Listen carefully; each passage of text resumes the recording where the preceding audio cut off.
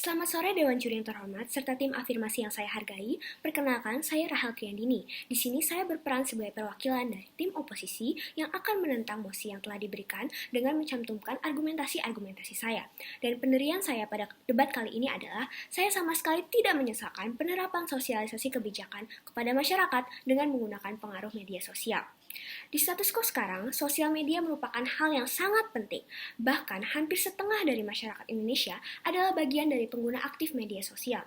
Maka dari itu, pemerintah sudah mulai memanfaatkan influencer atau pengaruh media sosial sebagai pembawa pesan bagi masyarakat luas. Pemanfaatan ini merupakan langkah awal yang sangat tepat untuk dapat menyebarkan informasi serta kebijakan dari pemerintah. Kami berpikir demikian karena influencer memang dapat memberikan pengaruh yang sangat besar bagi masyarakat yang berasal dari segala kalangan. Dan justru inilah tujuan dari kebijakan pemerintah dibuat untuk disebarluaskan kepada seluruh masyarakat Indonesia. Tim afirmasi berkata bahwa sebaiknya sosialisasi kebijakan pemerintah hanya dilakukan oleh para ahli atau pejabat terkait saja. Namun, Dewan Juri yang terhormat, apakah tokoh-tokoh tersebut bisa menjamin informasi tersebut dapat tersampaikan kepada masyarakat dengan baik dan bisa menyampaikan kebijakan pemerintah tersebut dengan cara yang mudah dimengerti serta dipahami oleh masyarakat? Lalu, tim pemerintah juga mengatakan bahwa penyampaian kebijakan politik menjadi tidak tepat karena cenderung menggiring opini masyarakat. Bukankah justru inilah yang dibutuhkan pemerintah untuk dapat mengkontrol dan menyiasati pola pikir masyarakat sekarang? Tim pemerintah juga mengatakan bahwa influencer hanya akan memodulikan jumlah massa yang ada serta masyarakat dianggap akan tidak melakukan cross-check dengan fakta yang ada dan masyarakat akan percaya saja dengan apa yang dikatakan oleh seorang influencer. Namun Dewan Juri yang terhormat, justru bukankah jika para influencer sudah memang berhasil menjadi pengaruh media sosial, mereka tentunya sudah mendapatkan kepercayaan dari masyarakat itu sendiri. Ini juga menunjukkan bahwa memang info-info yang telah disampaikan oleh para influencer ini sebelumnya sudah di-cross-check dan memang valid, tidak ada asal bicara atau menarik perhatian saja. Maka dari itu Dewan Juri yang terhormat, kami menganggap bahwa pernyataan-pernyataan yang diberikan oleh tim afirmasi masih sangat dapat untuk disanggah dan kami tentang. Maka kami menyatakan sekali lagi di sini sebagai tim oposisi, kami yakin dan tidak setuju dengan mosi yang telah diberikan. Kami di sini sama sekali tidak akan menyesalkan pemanfaatan influencer dalam membantu pemerintah untuk mensosialisasikan kebijakan dan agenda pemerintahan. Baik Dewan Juri yang terhormat, saya akan mulai memasuki argumentasi saya. Pada kesempatan kali ini, saya akan membawakan dua argumen utama. Yang pertama, mengapa pemanfaatan sosialisasi kebijakan pemerintah yang dilakukan influencer ini dapat dibenarkan dan sama sekali tidak dapat disesalkan. Dan yang kedua, bagaimana pemanfaatan ini dapat memberikan dampak dan manfaat yang sangat berguna bagi masyarakat maupun pemerintah. Baik, memasuki argumen saya yang pertama, mengapa pemanfaatan sosialisasi kebijakan pemerintah yang dilakukan influencer ini dapat dibenarkan dan sama sekali tidak dapat disesali? Yang pertama, tim afirmasi telah menyatakan bahwa seharusnya sosialisasi kebijakan pemerintah hanya dilakukan oleh para ahli atau pejabat yang berkepentingan. Namun Dewan Juri yang terhormat, justru ini akan menyulitkan masyarakat karena mereka akan mengalami hambatan dalam memahami kebijakan masyarakat tersebut. Contohnya, seperti kebanyakan ahli-ahli dan pejabat tinggi, mereka menggunakan kata-kata atau diksi yang sulit untuk dimengerti. Hal ini justru membuat masyarakat menjadi lebih apatis terhadap informasi tersebut, karena mereka menganggap cara penyampaian dari ahli yang kurang jelas. Terlebih lagi, edukasi di Indonesia masihlah tergolong kurang untuk dapat menerima informasi langsung dari pejabat atau ahli tersebut. Namun, jika pemanfaatan influencer ini tetap diterapkan, hal ini akan menjadi salah satu jalan keluar terhadap masalah tersebut. Influencer akan menjadi jembatan dari petinggi pemerintah kepada masyarakat untuk menyampaikan informasi dengan penyederhanaan yang tepat dan tentu dengan cross-check atau pemastian yang valid kepada pemerintah terlebih dahulu.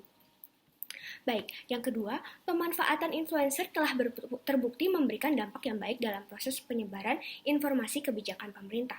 Contohnya, Kementerian Pariwisata yang telah menggunakan para influencer dari dalam negeri maupun luar negeri, kementerian ini mengundang para influencer tersebut untuk dapat berkunjung kembali dan menikmati keindahan Bali. Hal ini dilakukan demi membangkitkan kembali sektor pariwisata di Bali yang telah lama tertekan oleh adanya pandemi COVID-19 ini. Dan tentunya, sosialisasi dan kampanye ini dilakukan dengan selalu mengedepankan adanya protokol kesehatan yang harus dilakukan. Dan dapat kita lihat sekarang, Bali sudah mulai hidup kembali. Perekonomian di sana juga semakin membaik dengan adanya kampanye-kampanye yang diinfokan oleh influencer tersebut. Contohnya seperti hashtag Work from Bali dan I Miss You Bali.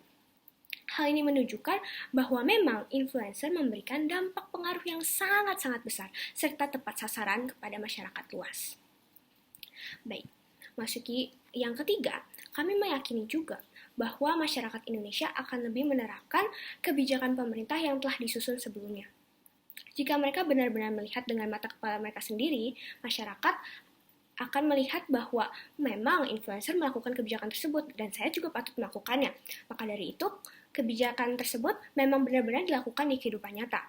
Dan hal itu bisa didapatkan melalui influencer yang memang bisa menunjukkan kehidupan keseharian mereka melalui media sosial yang disaksikan oleh masyarakat luas. Dari sini kita juga dapat melihat bahwa mereka memiliki reputasi yang jelas sehingga dapat menjadi role model bagi masyarakat dalam menerapkan kebijakan pemerintah tersebut. Tentunya pemanfaat ini akan menjadi langkah yang sangat tepat dan efektif untuk memberikan sosialisasi kepada masyarakat.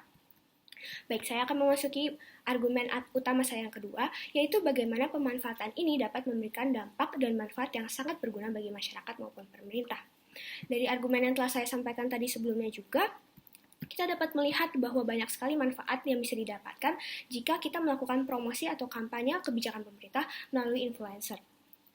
Banyak sektor-sektor yang bisa mulai dibangkitkan kembali, terutama masih adanya pandemi di sekitar kita saat ini. Tentunya kita bisa mempromosikan protokol-protokol kesehatan. Kita juga bisa mulai mempromosikan kampanye untuk kembali melakukan pariwisata, sehingga sektor pariwisata juga bisa menjadi bangkit kembali.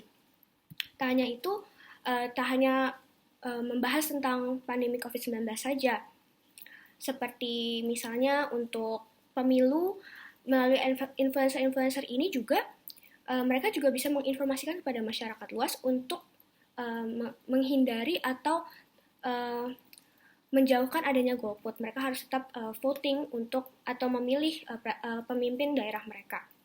Maka dari itu, Dewan Juri yang terhormat, maka dari itu kami sebagai tim oposisi semakin yakin untuk menentang mosi dari tim afirmasi bahwa pejabat pemerintah dilarang menggunakan pengaruh media sosial dalam mensosialisasikan kebijakannya. Terima kasih. Sekali lagi nggak ya?